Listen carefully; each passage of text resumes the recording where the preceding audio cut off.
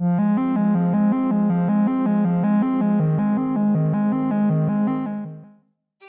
es un tema que se hace muy familiar en estos días. Sin embargo, la historia ya ha sido testigo de uno de los eventos más catastróficos registrados de este tipo, un tema del que ya he hablado en algunas ocasiones. Conocimos cómo era la vida de un doctor de la peste negra, cómo vivían las personas en este oscuro periodo, y además conocimos algunos extraños y desesperados tratamientos contra la peste negra.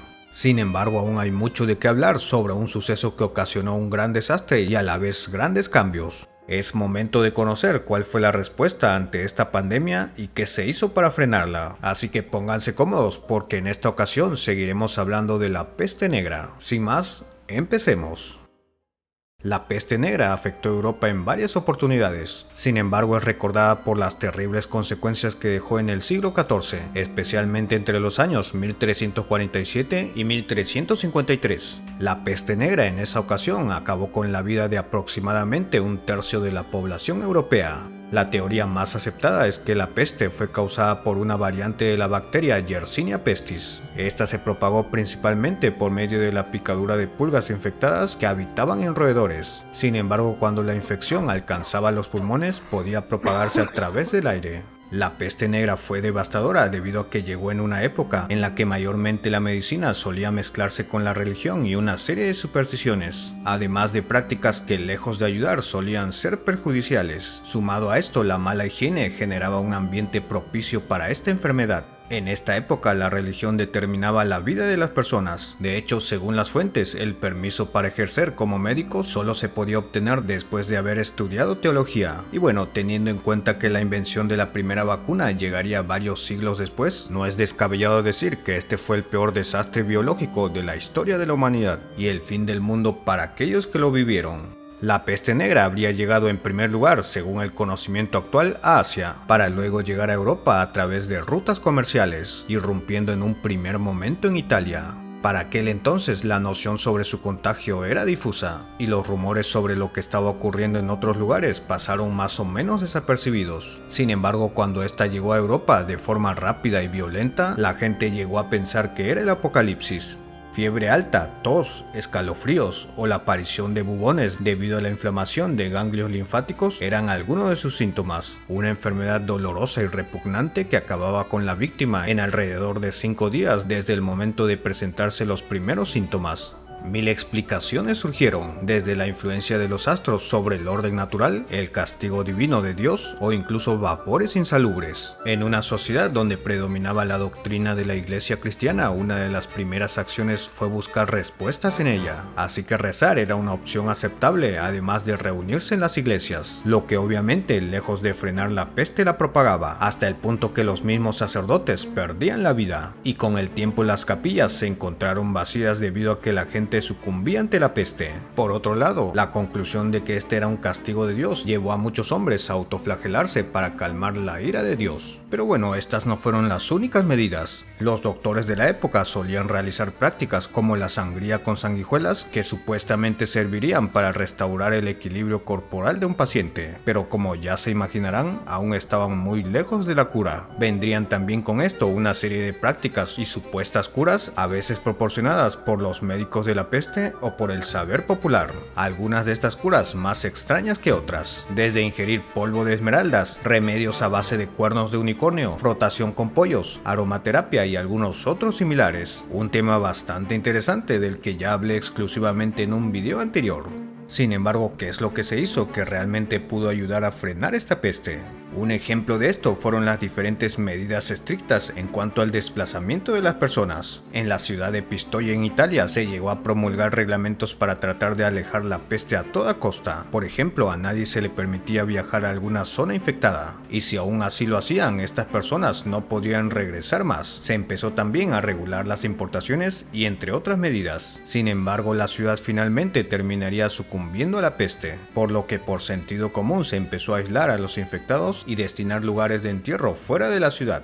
Por otra parte, en Venecia se tomaría en un primer momento la decisión de rechazar la llegada de los barcos por temor a la peste. Un año después, en 1348, estas medidas llevarían a que Venecia se convirtiera en la primera ciudad en cerrar sus puertos a los barcos entrantes, y solo se admitía a aquellas personas que pasaban 30 días en aislamiento. Más tarde aumentarían el número de días a 40. Esto daría como resultado eventualmente el término cuarentena, una medida que sería seguida por otras ciudades posteriormente.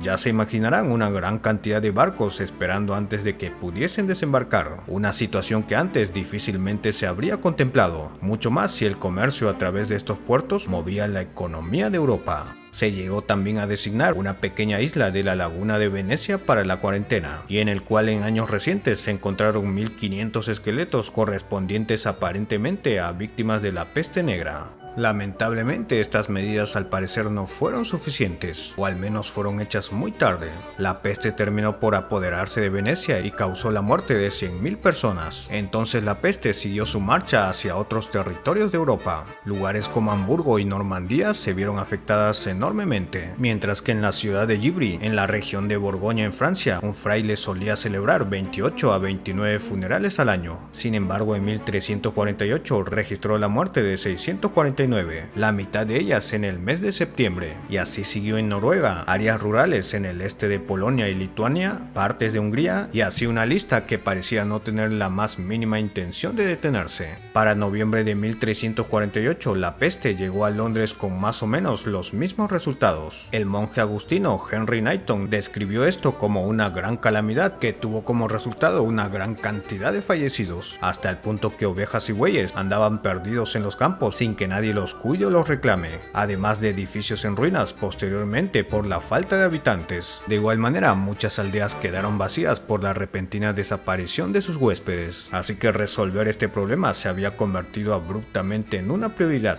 interrumpiendo incluso la primera parte de la Guerra de los 100 años. Por el momento, Eduardo III, rey de Inglaterra, decidió centrarse en los asuntos internos que aquejaban su reino, y el fallecimiento de su hija, la princesa Juana, a causa de la peste, lo dejó devastado, de modo que empezó a tomar medidas drásticas. Para empezar, el parlamento de aquel enero de 1349 fue pospuesto hasta la Pascua. Por otro lado, los funcionarios se refugiaron en sus hogares y los alguaciles se negaron a realizar negocios por temor. El reino básicamente estaba detenido. El rey ordenó también excavar las fosas para los fallecidos lejos de las áreas de viviendas, y debido a la sospecha que tenía de que la mala higiene era la responsable de esta pandemia, escribió al alcalde de Londres ordenándole que mande a limpiar a fondo las calles, ya que eran conocidas las calles sucias de una manera grotesca. Aún así, la peste negra fue devastadora, pero tras años de lucha esta fue remitiendo, y las medidas que se tomaron sirvieron como referencia para enfrentar futuros brotes. Este brote de peste se extendió desde Italia, afectando Francia, España, Inglaterra, Alemania, Hungría, Escandinavia y finalmente el norte de Rusia. Algunos creen que el número de habitantes llegó a estar por debajo del umbral que esta pandemia necesitaba para seguir expandiéndose, aunque ciertamente hay varias teorías al respecto, mientras que muchos atribuyen el fin de la peste a la implementación de la cuarentena y las mejoras en cuanto a la higiene. Otros creen que los supervivientes se fueron inmunizando y transmitiendo esa inmunidad a la siguiente generación. El hecho es que la pandemia llegó a su fin, y aunque más adelante hubo nuevos brotes localizados, nunca llegó a una escala tan catastrófica como esta. La peste negra movió los cimientos de la sociedad europea, impactó también el arte, la literatura, la economía y muchas otras áreas, dejando también muchas dudas y haciendo que se empiece a cuestionar todo, acabando con varias creencias que se tomaban por ciertas. Sacudió a la iglesia y dio paso a la medicina desde el punto de vista de la observación para comprender las enfermedades, siendo este un gran paso hacia la investigación médica moderna. Y bueno, muchas otras consecuencias de las que ya dedicaré un video completo para hablar del tema. Por ahora esto ha sido todo por este capítulo. Cuéntame ahora qué fue lo que más te sorprendió y cuál crees que fue la razón principal por la que la peste se extinguió. Si aún no has visto los videos anteriores sobre este tema, te invito a verlos, ya que te pueden resultar muy interesantes. No olvides dejar una sugerencia para un próximo video o dar me gusta a la idea que más te agrade. Recuerda que si este video fue de tu agrado, dale un generoso like y compártelo para que más gente lo vea. Sígueme en todas mis redes para hacer que esta comunidad crezca más y más. Todos los links los dejaré en la descripción. Y si esta es la primera vez que te cruzas con un video mío, te invito a que te suscribas y actives todas las notificaciones. Te aseguro que no te arrepentirás. Sin más, gracias por escucharme y nos vemos hasta un próximo video. Hasta pronto.